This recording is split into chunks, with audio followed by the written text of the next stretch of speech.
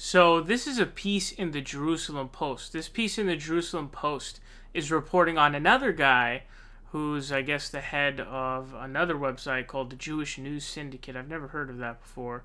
He's the editor-in-chief. His name is Jonathan Tobin, okay? He says, a Sanders presidency would be a, quote, unprecedented nightmare for Jews. So as you guys know, if you were keeping up with what's going on in the UK, man, the media painted Jeremy Corbyn as this anti-Semite, and unfortunately it worked. Now, he mostly lost because of Brexit, but that was certainly an aspect of it as well. Now, the thing is Bernie Sanders has dared, hear me out, he's dared to go so far that he will say that Palestinians deserve human rights just like everyone else, and that Palestinians deserve to live with respect. Wow, imagine living in a world where that's such a crazy statement that it's warranted of, oh, you're an anti-Semite. It's beyond parody, to be quite frank with you. But this is hilariously fucking stupid, okay? This pisses me off a lot. So they report on what this guy says, okay? It says, contemplating a Sanders win, Tobin has said that were Sanders to become the first Jewish president of the United States, the results would be a, quote, unprecedented nightmare for both American Jews and Israel alike. Quote, though he is Jewish and has repeatedly said that he supports Israel's existence, there is also no doubt that Sanders is the Democratic contender who is the most critical of Israeli policy and the most sympathetic to Palestinians. As if that's a bad thing. Like, this is hilarious.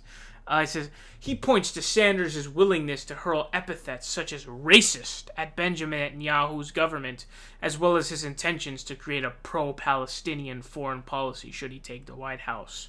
So I don't even think he's ever said he that he has intentions to create a pro-Palestinian foreign policy. You know, I don't think he's ever even said that. His goal is to be like, okay, let's treat Palestinians as like human beings, right? Like that they're actual humans and not like, you know, we're not mowing them down left and right? He never even said that, but it's hilarious that that's what he deduces. See, in his mind, if you believe that Palestinians deserve dignity and human rights like everyone else, you're an anti-Semite. Like that's pro-Palestinian. Imagine that's the Overton window now when it comes to Israel-Palestinian politics, okay? It's truly remarkable to me. It's crazy. And the fact that calling Bibi Netanyahu a racist is tough. It's like, wow, that's laughable. Of course he's a racist, dude. Benjamin Netanyahu is a horrible person.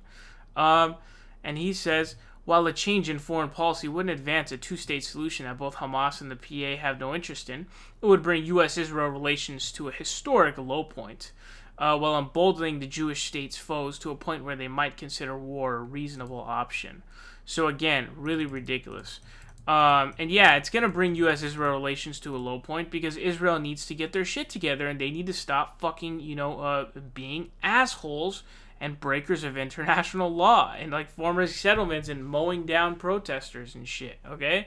So yeah, you pull their funding and then you fucking sanction them and tell them, bitch, you better get the fucking line and stop being a goddamn human rights abuser. That's what the hell you do. Got it? So yes, that's what he's going to do, okay? That is what he's going to do, all right? And then he says, Sanders has the support of most of the nation's most notorious left-wing anti-Semites, such as Reps Ilhan Omar and Rashida Tlaib, as well as fellow BDS advocate Linda Sarsour. His refusal to repudiate these figures sets an ominous precedent that would come into play when it comes to staffing and administration, which can be expected to be populated by fellow radicals hostile to Israel and indifferent at best to anti-Semitism. So, Linda Sarsour, I'm not sure. She might have been an anti-Semite in the past, or there might be some evidence that she was an anti-Semite. I don't really know. But Ilhan Omar and Rashida Tlaib are not anti-Semites. They believe in dignity and human rights for the Palestinians. Okay, those are not the same thing. Nor is supporting BDS anti-Semitic. This is incredibly fucking stupid. And then at the end, what he says is, Sanders and his apologists would claim that as a Jew, he could not be termed hostile to his own people. Seen from that perspective, such a Jewish president might be the worst thing yet to befall American Jewry. It's a hard word to say, Jewry. But listen, man, this is insanity, pure insanity. All Bernie Sanders wants to do is treat Palestinians like they're humans, treat them with dignity and respect, and try to push for a two-state solution. And the response from these, clowns and smear merchants is, he's an anti-Semite. And it's really disgusting to see. And if he was not someone who is Jewish, he would immediately be branded an anti-Semite. Remember, Bernie's family was wiped out by Hitler. You know that guy Adolf Hitler who, did the Holocaust and killed 6 million Jews? His family was wiped out by that guy. So to call him an anti-Semite is fucking asinine.